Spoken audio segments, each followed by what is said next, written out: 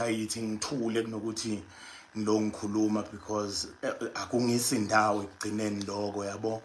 Kodwa ke kuloku ngize ngathi mhlawumbe inkabination ya deserve ukuthi ke ngiyinike ithuba ngiyitshela ukuthi kwenzakalani or kwenzakalani yabo. Futhi ngizokusho lokhu inkabination ngizokusho nje namhlanje kuphela, angeke ngiphinde futhi ningibone ngikukhuluma. Ngizokhuluma ngomfowethu uMthandeni ne. Ngizokhuluma ngomfowethu uMthandeni mangabe naye ubukile. Ngikhuluma nje ngizele nje kuzophendula yena la kuphela. Anginanxa ngisho encane naloya mfo mina, anginaye ngisho encane. Asibona abangani umfowethu nje ngumhloniphayo osemculweni yabo, engihlonipha umsebenzi wakhe uyabo, ngoba even nanoma engifonela ecela ukuthi ucela ukuzosebenza noLwah wafonela mina straight wangicela. I know abanye beni bebazi ukuthi mina naye azizwani, but ngathi mina kunankinga mfowethu, if ufuna uLwah ngafonela e-office ngathi ngicela nithathe uLwah nimhambise ayosebenza noMthandeni. Angisiboni isidingo sokuvimba ingane ukuthi ikhule yenze izinto ezifunayo naye umfowethu uMthandeni ukuthi asebenze noLwah. Asasingekho isidingo sokuthi ngimbambe, even if mhlawumbe abanye bende they think asizwani. Why ngamnika uLwah pho if mina naye sasingazwani? It's because ayikho into personal kimi naye, uyangiunderstand. Ngokwazi kwami umfowethu ngiyamhlonipha, even noma ngihlangana naye emashowini siyakhuluma sixoxe sincoke, ngimtshele ngithi uyadelela kanje singcokele siphume lapho, you understand.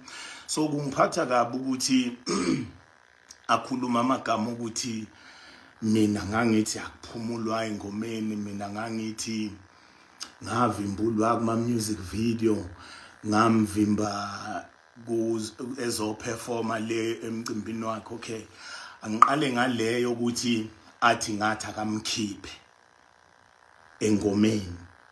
Lento ayishoyo ukuthi ngathi akakhiphe uLwah engomeni ngayisho yes ukuthi akamkhiphe, but ngangishiso yini mawukhumbula iParis wayecula ngombayimbayi uMthandeni kwiParis. Wayethi ngizokuthengela umbayimbayi kuParis, efake uLwah kuleyo ngoma leyo yabo. Ngase ngithi mina ngoba manje wena ngizothi usebenzisa ingoma yombayimbayi ngaphandle kwemvumo ye office lethu noma lewona, awuyitholanga phela imvumo yokuthi wena uthatha umbayimbayi usebenzise ngendlela yakho, we understand. So manje if mina ngikunikeza uLwah wena umfaka kuleyo ngoma yakho ucula ngombayimbayi kuyo, it's more like saying mina ngiapprovile leyo nto leyo ukuthi wena uthatha uLwah umfake engomeni ecula ngombayimbayi ethi ngizokuthengela umbayimbayi. Ngizothini mina ioffice masebe ngibuza ukuthi hawu Zulu uLwah usefunani manje kwingoma ethi imbayimbayi, ekubeni bengazanga mhlawumbe bezokhuluma mhlawumbe newona or nenkabi record about or ikhampani kaMkhaya wami uSjava. Wavele yena waculela nje ukuthi sengizokuthengela umbayimbayi wafaka uLwah. Ngase ngithi mina cha, if umfowethu lengoma yakho izocula ngombayimbayi ngcono uyenze wedwa umkhiphe uLwah, ngoba kuzothiwa imina oyivumile leyo nto ukuthi yenzeke, ngoba uyitholanga wena iapproval yokusebenzisa lawo magama office.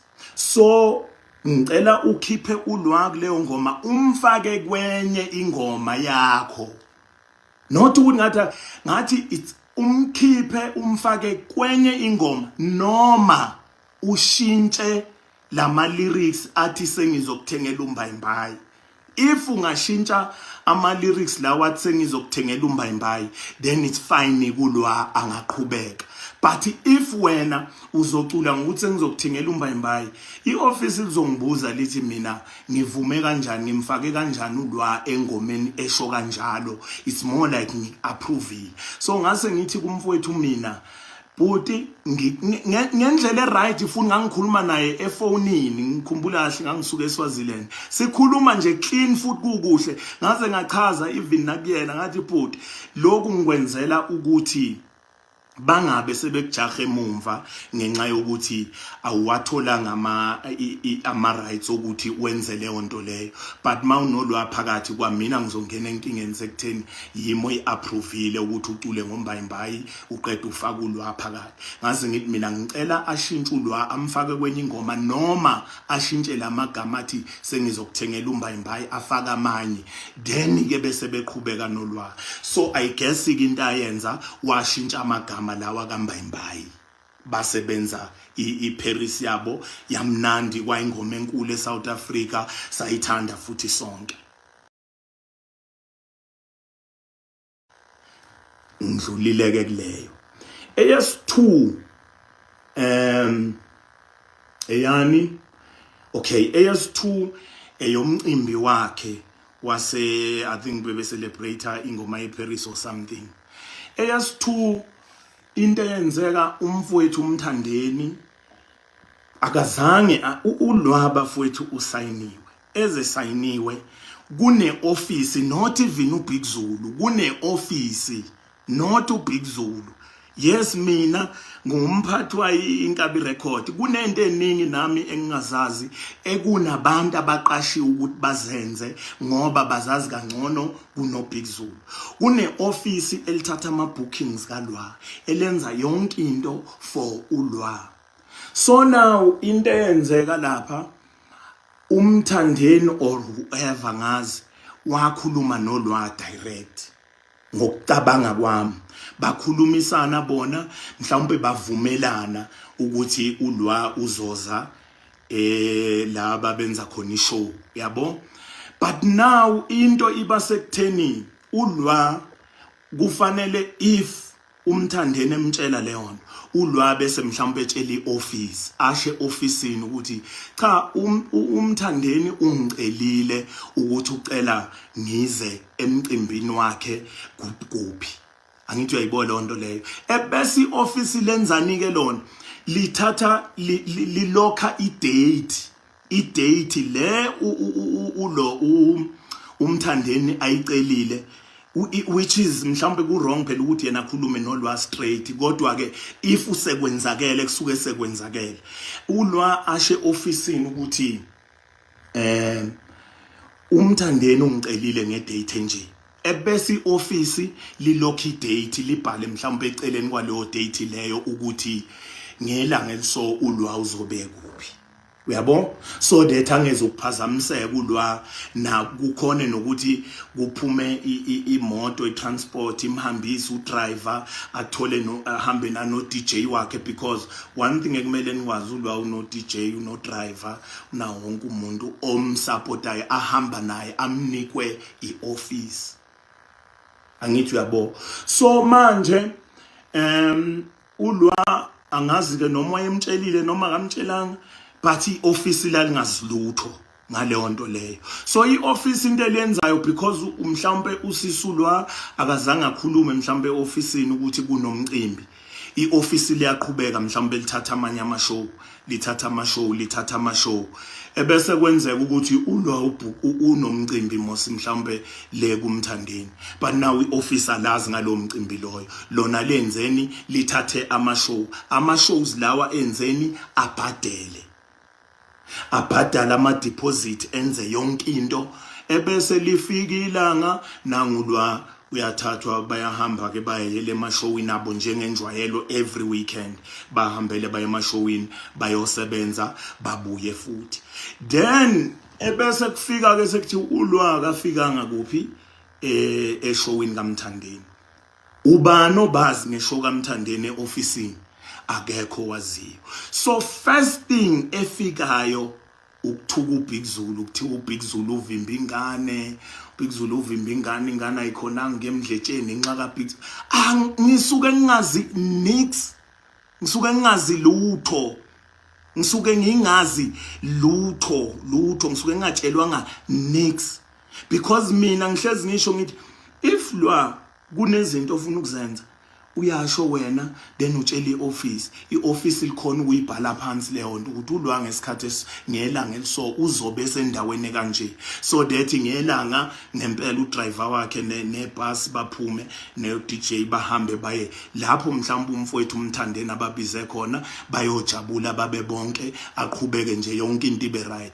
But now mina as uBigZulu ngisuke ngingazilutho ngisuke ngatshelwanga lutho ngine-office nami engibhukhwa kulona nami abafowethu bayazi abafowethu enginokubenzela ama-favor ufonela mina BigZulu umfowethu bengicela uzongisiza ngelanga eliso first thing engiyenzayo ngiyafona e-office ngisho ngithi bafowethu kunomfowethu ongicela ukuthi ngizomsiza ngelanga eliso ngicela nikwazi lokho nikubeke nje kule date le bakubeke ngempela ke date ukuthi hayi uBigZulu ngelanga eliso khona umuntu ombizile kuphi uzoqala khona whatever shows amanye abawathathayo even if ishow leyo ayibhadali because it's no ama favor ekugcineni you understand even if ayibhadali then ngihambe ngifike ngenze lento engiyoyenza like izolo bengile emcimbini oJazz ilonje oJazz elikhulu in Danhauser bengishilo ngathi ngelanga eliso ngizoyosupport abafowethu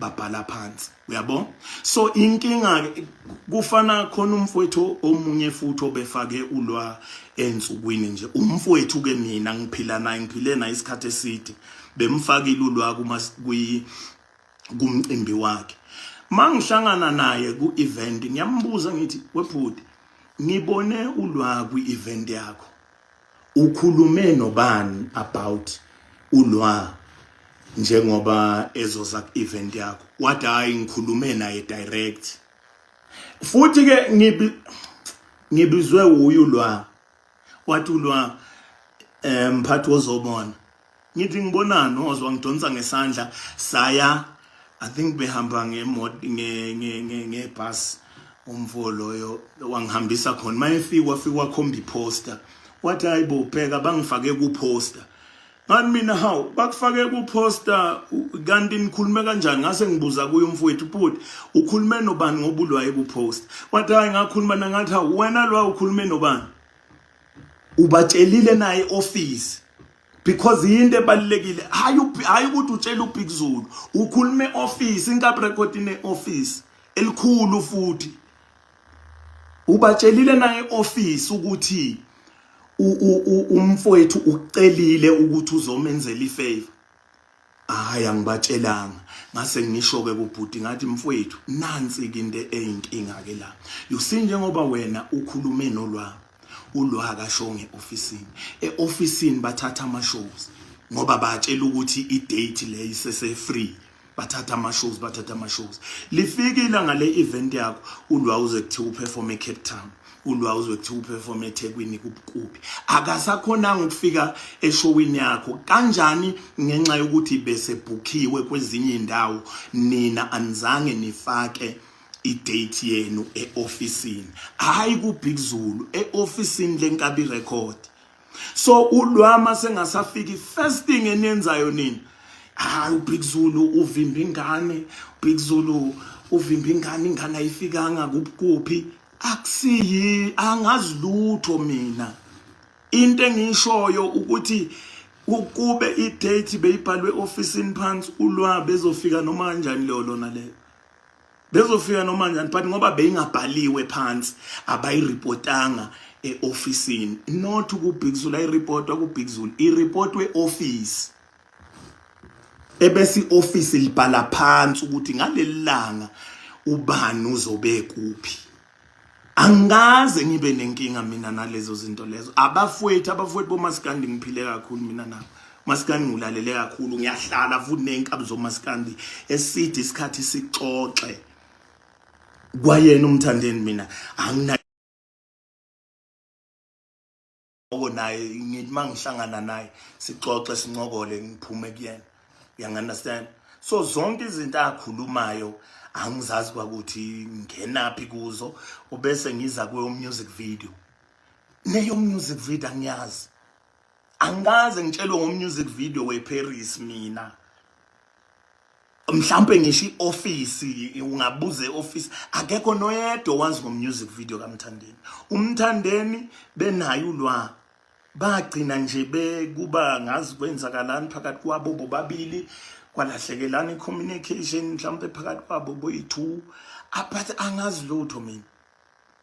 UMthandeni wakhona ukungifonela esacela ulwa ukuthi eze studio nami ngafonela umfowethu nganicela uthatha ulwa umhambise studio benza ingoma emnandi benza ingoma ye South Africa yonke South Africa yayithanda ingoma yankulu kodwa mase benze ezinye izinto zokuthi kunama show kuphi bese ngasangitsheli ukuba uMthandeni wafonela mina ngqo wathi BigZulu bengicela ulwa ezemcimbini wami nini mina first thing ebengizoyenza bengizofonela ioffice ngithi bafowethu uMthandeni lapho ucela ulwa ukuthi ucela ulwa azomeseka emcimbini wakhe ebese ke ibeyibhala phansi ngelanga imoto ithathulwa no DJ bakhe uEve kumele ahambe nolwa baye emcimbini kaMthandeni kufike kuperformwe kube mnandi ulwa buyela hamba yosebenzela kwezinye indawo angithi uyayizwa lona naku music video same thing ukuba umfowethu uMthandeni njengoba khona ukungifonela mhlambe esacela ulwa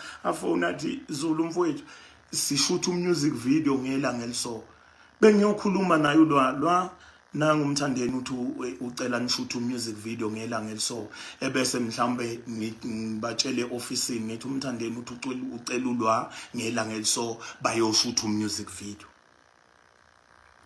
office benzeni balokhe leyo date leyo ukuthi ulwa hambe bampreparele whatever kumele ayiprepare for music video ahamba yoshuthela music video but ayikho into engiyaziyo mina as uBigZulu ukuthi umulwa bekuno music video akafikanga ulwa kuphi ulwa bekune show kupha uBigZulu akazi lutho uBigZulu neoffice elirana lezo zinto lezo elenza zonke lezo zinto even nakimi ngqo abafowethu mina even abafowethu even umfowethu uGatsheni bengiyile kumcimbi wakhe le kasilakhe wangifonela direct first thing ayenza fonela BigZulu umfowethu ngiyacela ngathi akakunankinga aqhawelanga awuthi ngichecke neoffice fonela ioffice idate kanje kwenzakalani bathi ayisese open ngathi ilokhani date ngizobe ngiyisemcimbini kaGatsheni whatever ama show enwathathayo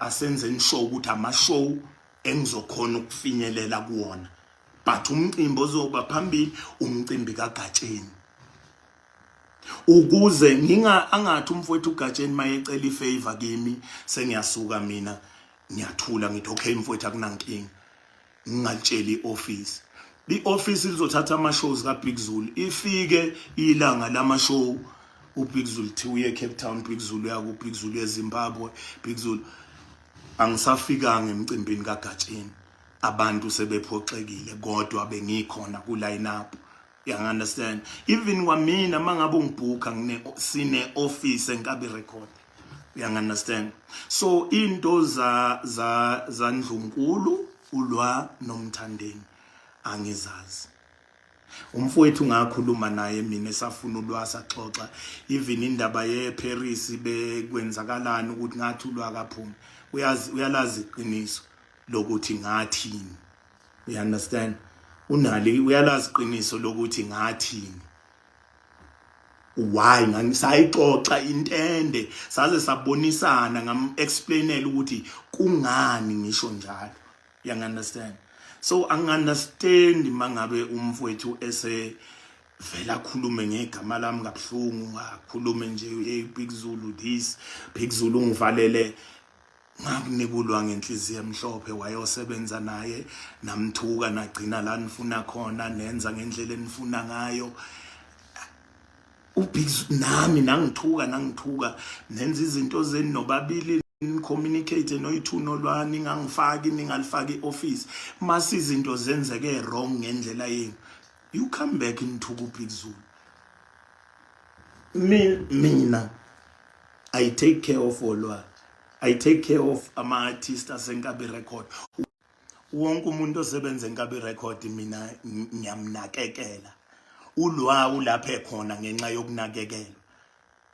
Uxolo lapha ekhona ngenxa yokunakekelwa, umdu lapha ekhona ngenxa yokunakekelwa. Zonke lezi ngane ngithathe phansi ngakhula nazo ngenxa yothando, ukubonisa uthando, ngazenzela yonke into, ayikho into engingabenzeli yona. Ezingane ngiyabenzela yonke into. Yes, they happy, but drive imoto bakhile makubo because of inkabi record, not BigZulu nje eyedwa. Inkabi record ine team. Inkabi record ine team ebhadalwayo leyo team futhi. They get paid bayabhadalwa every month. Inkabi record ino driver, inabantu abaza angazi lutho ngama computer mina. Kunabantu abasebenza e-officeini, nabantu abasebenza ngama-bookings, no driver, no DJ, kunayo yonke into enkabi record, and bonke labo bantu they get paid. Ezinye izinto angizazi, ezinye izinto azikho emandleni ami. Angenzi yonke i-decision for ama-artist asenkabi record. Kune-office elenza ama-decision iy'nqumo ukuthi lezi ngane zibe right, ukuthi uLwah abe right empilweni. Kusenkabi record, kwi-team yasenkabi record ukuthi let them fight for ama-rights wakhe. Ekugcineni kungathiwa uLwah walimala la, uLwah akanikezwanga lokhu, uLwah waba khona. Umthandeni kwathi kumele ayohlala phansi ne-office about ama-split Paris. Waya wahlala nabo, but wathi ucela kuze mina e-office. And mina no, but mina angidingeke e-office because into zama-split namba abantu base-officeini yiba basenzayo. They have to take care of yonke into kaLwah. Uyabona, ama-artist asenkabi record wathi yena cha ucela ngibe khona. Ngamhlonipha, ngadriver, ngaya khona, ngafike ngahlala futhi naye phansi.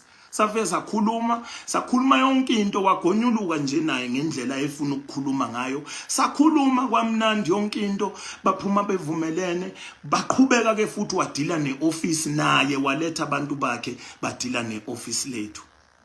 Kwa right, kwa clean yonke into. So I don't understand sometimes mangabe eseqhamuke sefaka igama lami, esekhuluma ngegama lami kabuhlungu, esethi uBigZulu wenze lokho, uBigZulu ibuzana music video weParis kuBigZulu. Ngingenaphi mina kuma music video amaParis?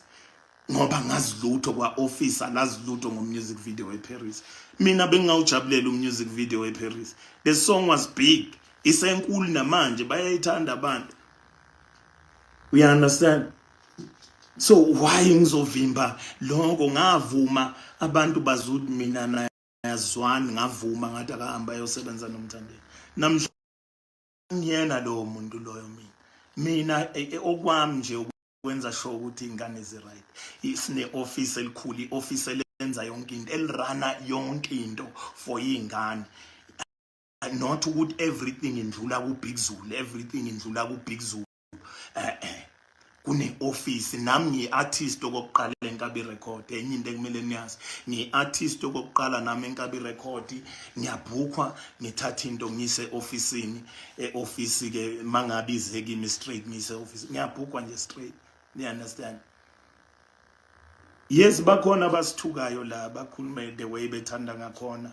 Abanye abantu vele phela lento yama-social network le ibenza babona ngathi bakhona ukwenza yonke into, bazasithuka nje, bakhuluma uma ithanda, bakhulume the way uzobona nama-video azobenziwa la kusasa ngalento engiyikhuluma la.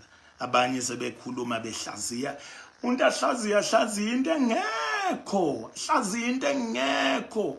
Sekuyisikhathi eside ngilo ngibuka abantu behlaziya la, uLwah akafika ngakuphi sekuthiwa uBigZulu kuyahlaziwa. Ayikho leyo, yekani ukukhulisa whatever lento yeni yama-numbers ngamagama ethu wrong. You understand? Musani ukuyenza leyo nto leyo, yabo? Kodwa nje ngishoyo mina bafowethu, inkabi record i-record company clean, ingane ziright ziyasebenza whatever ofuna artist ekugcineni it's not just about imali ezingishilo ukuthi if ucela iartist ukuthi niyazana kune friendship phakathi kwenu uyacela ukuthi hayibo ngicela ubani azongisiza akubese officeini phansi kubhalwe phansi ukuthi ubani ucele uStallion mhlawumbe ukuthi uStallion ucela azomeseka kuphi ama artist ayasekana ke hamba uStallion ayekhona lapha yoseka lelo artist lelo kube mnandi nje abuye futhi aphumulele kube right you understand akusiyimi othatha inqumo ngokunye angithathi inqumo mina but yonke into ayibe seofisini office libalekile mina ke ngine office ke mina elenza yonke into mangabe ukhulume noBigZulu uBigZulu thatha into ayise officeini so singeze ukuphazamisana ngithi kumele ngiye emcimbini kabani mhlawumbe kaGazi le uze sekuthiwa uBigZulu akafikanga why uBigZulu ioffice lakhe limthathela amashow ifault kabani kaBigZulu because uBigZulu akalitshelanga ioffice ukuthi uzobe yoseka iartist kuphi you understand so nje bafowethu iloko nje bengifuna ukusha ngazi noma mhlawumbe khona ngishile kwake kwashiwo umfowethu umthandeni anginayo ngisho encane inkinga nalo mfo mina ngisho encane ngiyazazi ezami izimpi ngiyazazi futhi ukuthi ngizilwa nini ngokwazi kwami anginayo inkinga nomthandeni anginayo nje ngisho encane siyamjabulela unayo ingoma iParis beyinkulu kakhulu nengoma yakhe ikush inkulu kakhulu is doing well ama numbers futhi it's a good thing ukuthi umaskandi uyakhuphuka uba ufika kule level okuyona njengamanje we understand abafowethu ogatsheni they doing good ubani wayazi ukuthi umaskandi uyoke ushaya amakhanda ngale ndlela but now siyakubona so now sekumele sikhuleke nangokomqondo siyeke ukulobe silandelana nanezinto sibanga nethambo elingenanyama asikhuleni ngokomqondo kwezinye izinto we can't ulobu uzoxabana noBigZulu uthi uBigZulu uvalele abantu khula ngokomqondo khula iba more business minded understand ukuthi uyibrand manje uyangunderstand uyibrand inkabi record ifike lapha ikhona bengazi ukuthi mina nguBigZulu ngasheshe ngabaleka esikolweni ezinye izinto angizazi so I needed ukuthola abantu abahlakaniphile abazokwenza lento engiyifisayo ukundlula mina uyangunderstand nginomfowethu Leroy lapha yana ugijima la emumva khona Luvo ngine office labantu abenza izinto ezingihlulayo just to make sure ukuthi yonke into yenkabi record right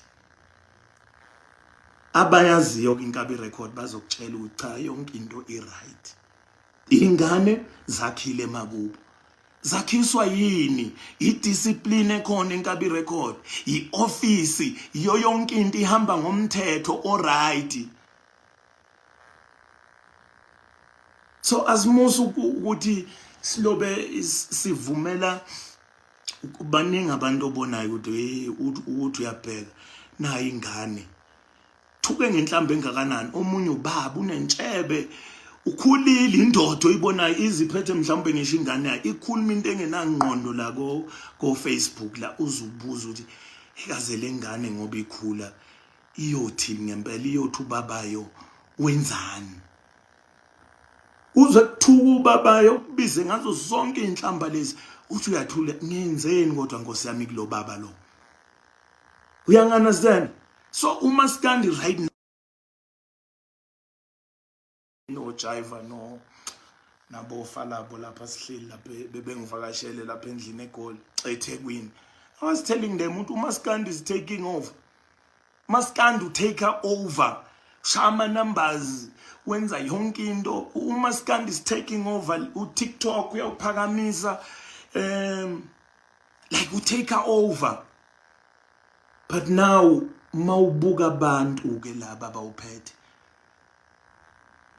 bona benzani babhizi bahlohlana nabalandeli babo ukuthi basithuke la ko social network, basithuke bakhuluma uma ithanda benzeni, just because in film mabehlangana nathi sihlelele ko crawl laphayana ngapha siyaphuma siye ebantwini aqhamuke sezoguqa ngamadolo undaba ezitha naphela bhuti bengicela isithombe.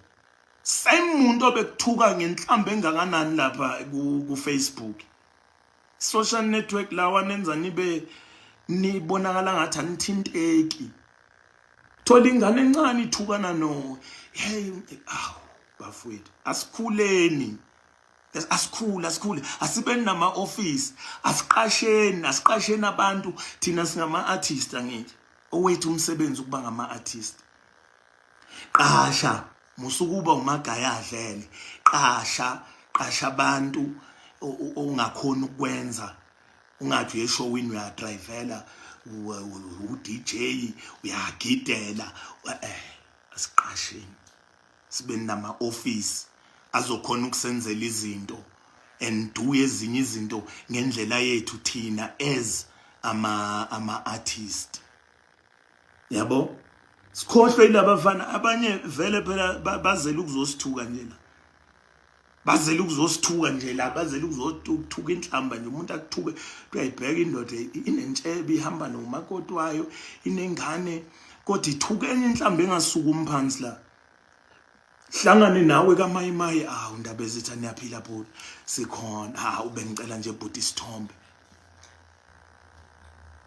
ngoba phela singabantu abaphansi sinenhliziyo ezinhle futhi ashuthe bhuti omdala ayikho inkinga sishutha hamba bonke ebusuku nangu seposte mhlawumbe sona lezo sithombe usebhala udoti futhi semuntu seyakuthuka for what hours. Nalabafana bakhulisa ama numbers ama podcast abo la bathi sebedakwe bakhuluma uma ithanda babhala amanga. Uzowabona amalona azobela kusasa or khona namhlanje ebusuku uzowabona ama video azobela befaka inkulumo yami bese hlaziya into engekho umuntu ahlaziya into engekho. Mawulalela nje uBigZulu uzoza ukuthi angikho kulelo zinga mina. Angisekho ngabe record company enkulu kakhulu enama office futhi nje ukuze ngenze lo live bengwenza because I know ukuthi inkabi record inabalandeli abayithandayo abayikhonzile, so bengingafuni ukuthi ngibadide ukuthi baza abanye bafaka imibuzo ukuthi ngenza ukuthi uBigZulu wakwenza ngithenje angize la ngizokhulumela inkabi record straight inkabi nation abalandeli beqiniso benkabi nation ngizochasisela bona la ngiphinde futhi ngibachasisela ngizele nje ukuzochasisela bona la ukuthi kwenzakalani kuzo zonke lezi inkulumo umfowethu umthandena nokukhuluma ngami. You understand? Angeke ngamvimba ke kodwa phela ukuthi akwenze lokho angeke ngize ngumvimbe nje nakancane angaqhubeka akhulume the way mhlawumbe afuna ukukhuluma ngakhona ngami ngegama la BigZulu ayikho inkinga kodwa bengithi mina ngichazisele inkabi record inkabi nation abalandeli benkabi nation ukuthi nakho la sikhona but thina inkabi record ine office. If ufuna ukubooka iartist ayikho inkinga ungakhuluma nalo but lona kumele litshele ioffice. It's not about imali, it's not ukuthi umthandeni mayethu ucela let's say ustallion ukuthi azomsiza. Ifavor into ekhona ke kuma artist yenziwa. If uzofonela ustallion mela hamba yoshe officeini angatshela uBigZulu uzongitshelelani mina mela yotshela ioffice ukuthi ngelanga eliso ubhuti omdala umthandeni ungicelile lapha yana ukuthi ucela ngizomeseka ebese ioffice libhala phansi ngeke ngimvimbe mina uzothatha ibus inkabi record inamabhasi no driver ino DJ inayo ma route manager imthathi imhambise lapho afika asebenze kahle mayiqeda ukusebenza abuyele back ekhaya. If kumele simbhukhele ihotel lapha ekhona simbhukhele ihotel abe safe as long as eyile wayokwenza umsebenzi abizelwe wona because abantu basuke belindile. That's another thing. Abantu basuke bekubonile ku line up ukuthi ukhona basuke belindile abantu ukuthi uyeza ubani uthola ukuthi akasafika nga fasting bese nikhomba uBigZulu ngithi uBigZulu wenzeni ngisuke ngingazilutho ngine office engilibhadala every month mina elenza umsebenzi oncomeka futhi kakhulu nabo. So bafowethu ngiyabonga kakhulu man, bengithi angizochaza nje lokhu ngichazele incabination abangithukayo la anginankinga futhi angibanake ngisho ukubanaka, anginayo nje inkinga ngisho encane engaka nabo abaqhubeke nje basithuke ngendlela abasithuka ngayo, bakhuliswa ngaleyo ndlela. Obaba abadala nizobabona kodwa kungekudala ko TikTok behlaziya abanye, nizozwa nje nana ayikho inkinga bafowethu. Ngiyabonga kakhulu, anginayo inkinga namuntu mina. Siyambongela umthandeni ngewini yakhe, ngimbongela umfowethu uGatsheni. Sisaba ngisho ukubabongela oGatsheni bewinile ukuthi awu siyabonga Gatsheni ngoba siyazi ukuthi sizothukwa. Angakuthukela umuntu ukuthi uqaleleni ngokubongela uGatsheni ungaqalanga ngobani uvela ubone ukuthi